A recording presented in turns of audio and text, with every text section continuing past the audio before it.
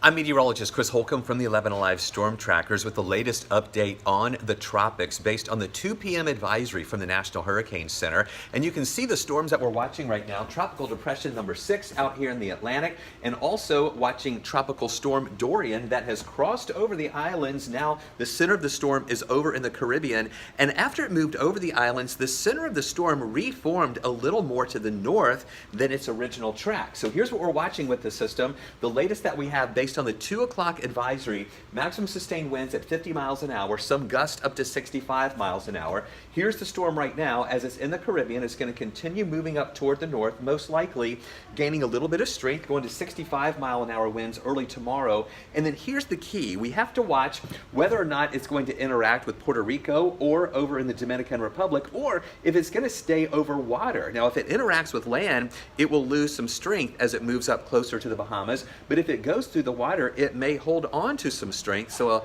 a lot is yet to be seen there. It's also dealing with some shear in the atmosphere.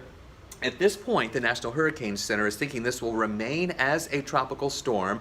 I'm still going to be really watching this very closely, though, near the Bahamas as it moves into this warmer water here, if it's going to have enough strength to maybe go back up to a hurricane as it nears Florida. This would be on Sunday morning nearing Florida as a strong tropical storm with maximum sustained winds at 70 miles an hour. Beyond this, we do not know yet where it's going to go after that, and we look at the spaghetti models to go beyond 5 days, and you can see what we're watching with the storm as it moves through the Bahamas here. High pressure up in the Atlantic is going to help keep this moving into Florida versus it curving around and going out to sea.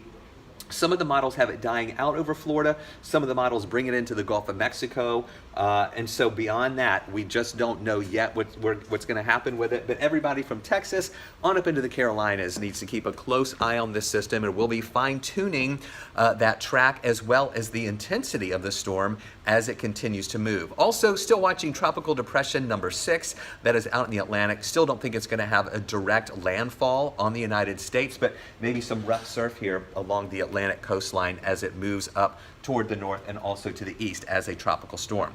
We'll keep you posted on these tropical systems. We'll have updates with new advisories that come in, and we have those updates on 11 Alive News, 11alive.com, and on social media.